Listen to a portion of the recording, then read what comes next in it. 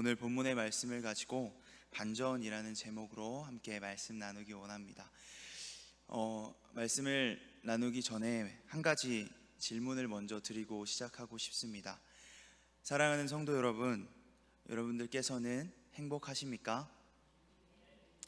정말 행복하십니까? 아멘. 어떤 인터넷 커뮤니티 사이트에서 이런 대회가 열린 적이 있었습니다. 천하제일 불행대회라는 것인데요, 그곳에서 자신이 얼마나 불행한지 그 게시물 속에 속속히 적어내리는 사람들이 등장했습니다. 많은 이들이 우스갯소리부터 시작하여 실제로 기구하고 눈물이 나는 자신들의 사연을 적어내렸습니다. 그런데 여러 사연들 중에 정말 누가 제일 불행할까 하는 것을 정하는 것은 쉽지 않았습니다. 물론 정식 대회는 아니었기 때문에 우승자는 없었습니다. 오직 그곳에는 자신들만의 푸념 혹은 하소연뿐이었습니다. 여러분, 과연 누가 제일 불행할까요? 생각하다 보니 제가 아는 한 사람이 생각이 났습니다. 그 사람이라면 충분히 1등을 할 수 있지 않을까 생각이 들었는데요, 정말 그럴까요? 그 사람의 삶을 잠시 들려드리려고 합니다. 한번 듣고 속으로 판단해 주실 수 있으시겠습니까? 그 사람은 자신의 아버지에게 축제와 같은 자리에 부름받지 못한 사람이었습니다. 막내였지만 형제들에게 인정받지 못했습니다. 출가해서는 자신의 장인어른에게 죽을 뻔하고, 자신의 아내는 자신을 업신여겼습니다. 심지어는 자신의 아들에게 죽을 뻔했습니다. 살아생전에는 수많은 원수들과 지병으로 고통받기도 했습니다. 혹시 누구인지 감이 오시나요? 어떠신가요? 이 사람의 삶은 실제 불행대회가 있다면 몇 등 정도 할 수 있다고 생각하십니까? 사랑하는 성도 여러분, 다시 한번 묻고 싶습니다. 나의 삶에 고통이 없으십니까? 그럼에도 불구하고 행복하십니까? 오늘 본문의 다윗은 마음속에 극한 고통과 구원받고자 하는 강한 소망을 나타냅니다. 오늘 본문의 1절에서 2절 말씀을 그의 마음을 생각하며 다시 한번 보기 원하는데요, 제가 한번 읽어드리겠습니다. 본문 1절에서 2절입니다. 여호와여, 어느 때까지니까 나를 영원히 잊으시나이까? 주의 얼굴을 나에게서 어느 때까지 숨기시겠나이까? 나의 영혼이 번민하고 종일토록 마음에 근심하기를 어느 때까지 하오며, 내 원수가 나를 치며 자랑하기를 어느 때까지 하리이까? 어떻게 다윗은 표현하고 있습니까? 어느 때까지니까. 그는 1절에서 2절 그 짧은 사이에 4번이나 이와 같이 질문합니다. 어느 때까지니까? 시간의 체감, 시간의 흐름은 굉장히 상대적입니다. 감옥에 갇혀 벽을 바라보며 지내는 한 주간은 여름 휴가로 즐거운 한 달보다 길게 느껴질 것입니다. 그렇다면 나의 영혼이 낙심될 때에는 그때의 하루는 얼마나 길게 느껴졌을까요? 오늘 본문은 다윗의 생애에서 어떠한 특정한 사건이나 시기를 연관시켜 말하기는 어렵습니다. 그렇지만 이 말씀을 보아할 때 그가 하나님의 연단을 많이 겪은 사람임에는 의심할 여지가 없습니다. 그런 다윗, 그가 다음과 같이 또 질문합니다. 그 질문은 어떻게 보면 상당히 바보처럼 보입니다. 어떻게 질문합니까? 나를 영영히 잊으시나이까? 사랑하는 성도 여러분, 하나님께서는 어떤 분이십니까? 전지하신 분 아니십니까? 하나님께서 기억하지 못하시는 것이, 무언가를 잊으신다는 것이, 그분이 사랑하는 자녀를 잊을 수 있다는 것이 말이 되는 것일까요? 다윗은 그의 마음에 답답한지 이와 같이 바보같이 질문합니다. 분명 우리는 이런 생각은 결코 하지 말아야 할 것입니다. 언뜻 바보 같지만 그의 탄식을 통해 우리가 알 수 있는 것은 다윗, 그의 고난이 매우 길고 힘들었을 것임을 생각해 볼 수 있습니다. 앞서 제가 2번이나 여쭈어 보았습니다. 행복하십니까? 라고 말이죠. 그런데 거기에 덧붙여서 고난이 내게 길고 나는 세상에 내몰려도 행복하십니까? 묻는다면 여러분들께서는 무엇이라고 대답하시겠습니까? 다윗과 같은 사람도, 아니 어떤 누구라도 고난이 길어지고 사람들이 그 고난이 나의 죄 때문이라고 수군거리기까지 하는데, 하나님이 아무것도 해주시지 않을 때 성도는 하나님께 버림받은 것처럼 느낄 수 있지 않을까요? 마치 욥처럼 말입니다. 하나님의 의로운 통치에 대한 의구심이 들기도 할 것입니다. 하지만 그럼에도 불구하고 하나님의 백성들이 해야 할 일, 그 일은 무엇일까요? 다윗은 무엇을 선택했습니까? 바로 기도입니다. 오늘 이 시간에 다윗이 어떤 사람이었는지, 무엇을 선택했는지를 살펴보고 우리에게 적용해 보기 원합니다. 첫 번째, 다윗은 어떤 사람이었을까요? 바로 오직 주님께만 쏟아낸 사람이었습니다.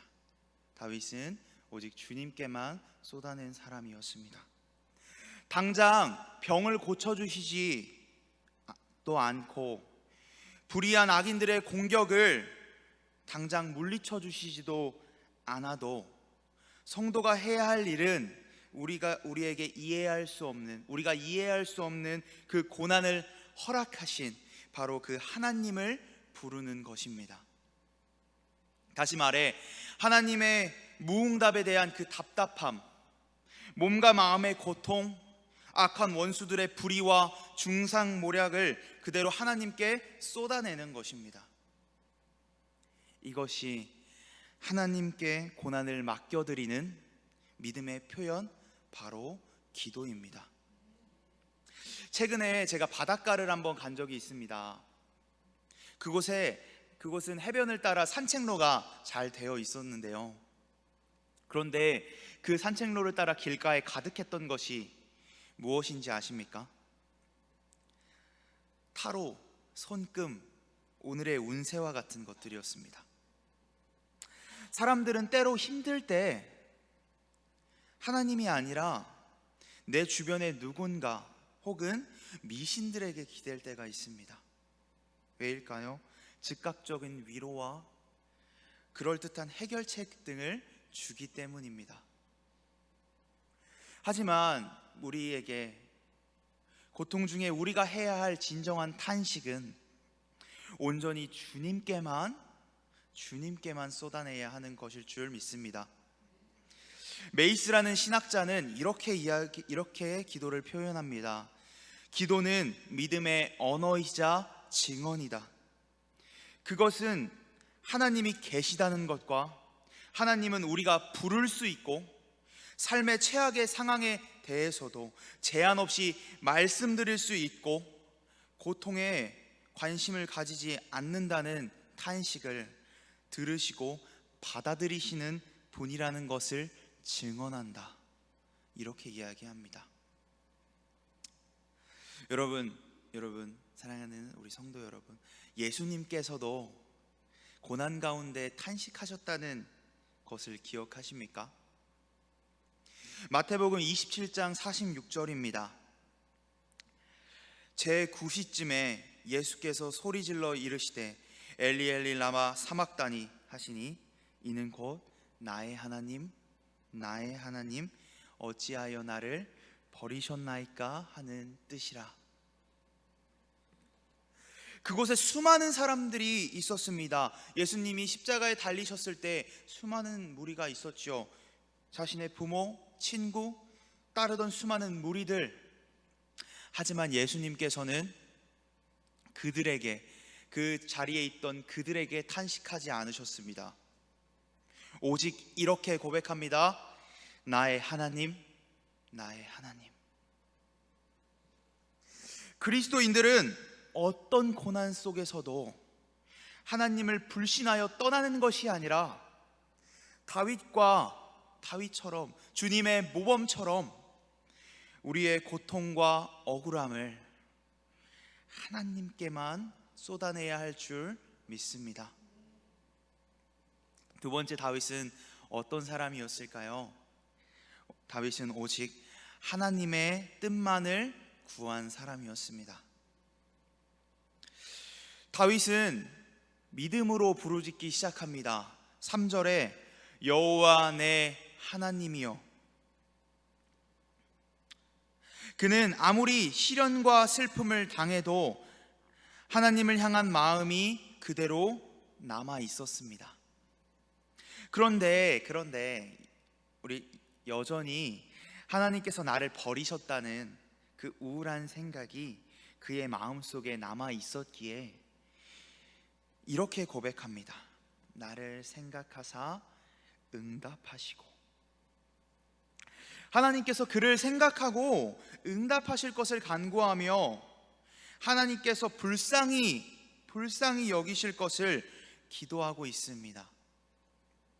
그런데 그렇다고 한다면 좀 더 구체적으로 기도해야 하지 않을까요? 원수를 좀 없애주십시오. 내가 질병을 이기게 해주십시오. 그래야 하지 않을까요? 그런데 다윗은 어떻게 요구하고 있습니까? 어떻게 간구하고 있습니까? 나의 눈을 밝히소서 이야기합니다. 여호와여 내 믿음의 눈을 밝게 하소서. 그래서 어둠 가운데서도 나의 하나님을 보게 하소서. 내 마음의 눈을 밝히사 올바른 길을 보게 하소서. 이 간구는 한 인물을 생각나게 합니다. 바로 욥이지요. 그는 하나님의 크심을 알고 욥기의 말미에 이렇게 고백합니다. 내가 주께 대하여 귀로 듣기만 하였사오나 이제는 눈으로 주를 배옵나이다. 그리고 그는 깊은 회개를 합니다. 또 유명한 신학자 어거스틴이라는 사람이 이렇게 고백합니다. 주님은 나를 부르시고 크게 외치셔서 들을 수 없던 나의 귀를 열어주셨습니다. 주님은 내게 빛을 비추사 볼 수 없던 눈을 뜨게 해주셨습니다. 당신의 아름다운 향내음을 나의 가슴으로 들이키고 난 후 나는 더욱 당신을 사모하게 되었습니다. 주의 영을 맛본 이후로 나는 더욱 주의 말씀에 주렸고 목이 말랐습니다. 주께서 나를 만지셨고 나는 당신의 평안으로 불타올랐습니다. 사랑하는 성도 여러분, 우리는 여러 면에서 성령께서 조명하시는 빛을 받아야 할 줄 믿습니다. 그리하여 내 뜻과 내 생각대로가 아닌 올바른 길을 볼 수 있는 그 눈을 구하며 오직 선하신 하나님의 뜻만을 구해야 할 줄 믿습니다. 탄식하고 간구하던 다윗에게서 5절에서 6절 놀랍도록 큰 반전이 일어납니다. 다윗은 우리 한번 5절 6절 제가 한번 읽어드리겠습니다. 나는 오직 주의 사랑을 의지하여 싸우니 나의 마음은 주의 구원을 기뻐하리이다. 내가 여호와를 찬송하리니 이는 주께서 내게 은덕을 베푸심이로다. 아멘. 다윗은 이 시편에서 처음 나를 영영히 잊으시나이까 탄식하며 이 시를 시작했습니다. 그러나 이제는 이런 생각은 떨쳐버리고 그분께서 다윗을 후대하셨음을 노래하며 이 시를 마칩니다. 여러분, 다윗은 어떤 사람이었을까요? 마지막으로 다윗은 오직 하나님의 사랑을 신뢰하는 사람이었습니다. 다윗의 기도는 간구를 넘어 신뢰와 찬양으로 이어집니다. 내 심정이 조급하여서 말로 불평을 토했지만 곧 기쁜 마음으로 이를 정정하였습니다. 그렇다면 우리는 어떻습니까? 고난 중에도 기뻐하고 계십니까? 행복하십니까? 설교 중에 계속 같은 질문만 하는 것 같습니다. 이제 그 질문의 답을 한번 같이 해볼까요? 누군가 물어본다면, 행복하다고 물어본다면 아멘, 그렇습니다. 행복합니다. 고난 중에도 주님을 찬양합니다. 이것이 우리의 고백인 줄 믿습니다. 왜 우리가 그렇게 고백할 수 있을까요? 왜 우리가 그렇게 당당하게 자신 있게 고백할 수 있을까요? 그것은 말씀과 삶 속에 경험하는 하나님의 무한한 사랑 때문입니다. 결코 의인의 삶을 헛되지 않게 하실 하나님의 전능하심과 신실하심 때문입니다. 2019년에 개봉한 주인공 이간희 집사와 아내 오은주 집사의 부부 이야기를 다룬 다큐멘터리 교회 오빠라는 영화가 있습니다. 간단히만 영화의 내용을 설명드리고자 합니다. 그리고 개인적으로 보시는 것도 추천을 드립니다. 눈에 넣어도 아프지 않을 것 같은 그 딸을 낳고 한 달도 채 되지 않은 채 마음 아픈 안타까운 소식이 들려옵니다. 남편의 대장암 사기 소식이었습니다. 곧이어 그 소식이 들린 지 얼마 지나지 않아 갑작스러운 어머니의 죽음 소식이 들려옵니다. 그리고 설상가상 이어진 사랑스러운 아내의 혈액암 사기 판정, 안타까운 마음 아픈 이야기였습니다. 이런 처절한 반복된 고난과 시련 가운데 아내 오은주 집사님은 남편 이간희 집사님에게 묻습니다. 오빠는 하나님이 원망스럽지 않아? 이간희 집사님께서는 반전의 대답을 하십니다. 나의 삶에서 모든 것을 내려놓아야 한다고 할지라도 지금까지 받았던 은혜를 플러스로, 절망을 마이너스로 손익계산을 해본다면 항상 플러스인 것을 깨닫게 된다 이야기합니다. 또 그리고 나는 너무 짧은 시간에 너무 큰 고난을 연달아 받아서 그 누구도 경험하지 못한 하나님의 깊은 사랑과 은혜를 체험했었구나 라고 이야기하십니다. 그리고 마지막으로 이렇게 이야기하시는데요. 저의 간증이 영원하신 주님의 사랑으로 기억되기를 간절히 바란다 이야기하셨습니다.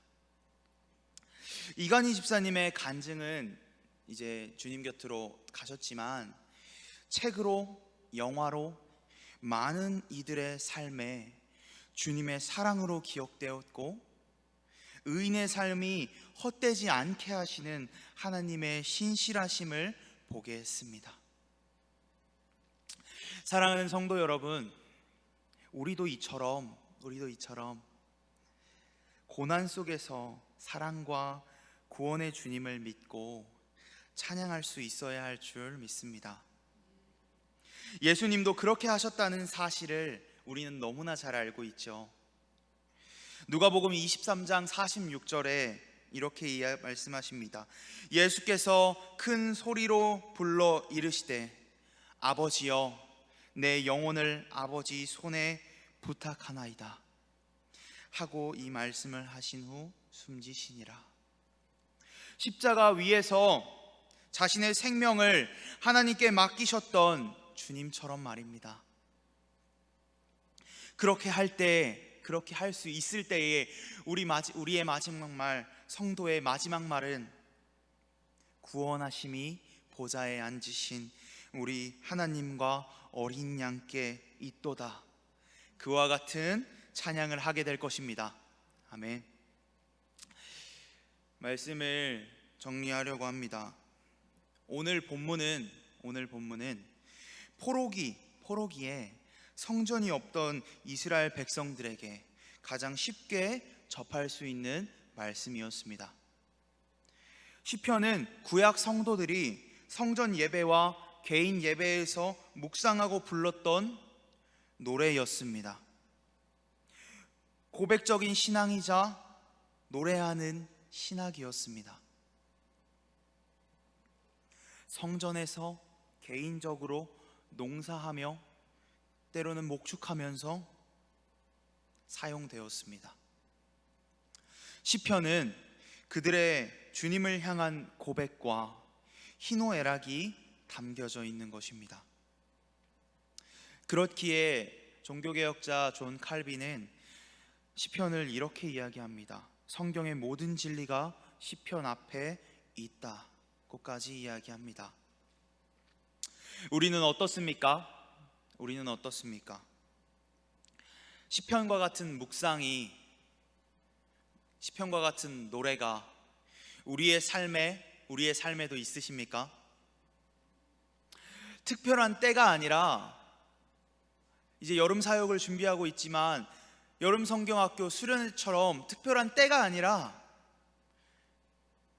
평상시에 시편을 부르짖던 다윗처럼, 백성들처럼 개인적으로 회사에서, 사업장에서, 가정에서 고백하고 계십니까? 아멘. 고린도후서 1장 5절 이렇게 말씀하고 계십니다. 우리 이 말씀 한번 같이 읽어볼까요? 같이 읽겠습니다. 시작. 그리스도의 고난이 우리에게 넘친 것 같이 우리가 받는 위로도 그리스도로 말미암아 넘치는도다. 아멘. 하나님께서 주시는 이 기쁨, 이 위로가 여러분들의 삶에 넘쳐나기를 주님의 이름으로 소원합니다. 어떤 상황이 닥칠지라도 우리는 주님께만 쏟아내고 하나님의 뜻만을 구하며 하나님의 사랑을 신뢰하는 그런 우리가 되기를 소원합니다. 그러므로 말미암아 반전의 하나님, 역전의 하나님, 사랑의 하나님의 은혜를 마음껏 누리시는 여러분 되기를 주님의 이름으로 소원합니다. 네, 기도하겠습니다.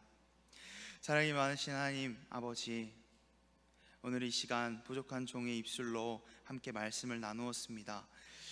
주님, 이 시간 성령으로 우리에게 빛비추사 주님의 우리의 귀를 여시고 우리의 눈을 여셔서 주님의 사랑과 놀라운 역사를 깊이 체험하는 시간 되게 하여 주시옵소서. 또한 듣는 것에서 그치지 않고 삶으로 살아내는 우리가 되게 하여 주시옵소서. 우리의 어떠한 상황에서도 주님께만 쏟아내고 주님의 뜻만을 구하며 주님의 사랑을 신뢰하는 우리 모두가 다 되게 하여 주시옵소서. 감사하며 사랑이 많으신 우리 주 예수 그리스도의 이름으로 기도합니다. 아멘.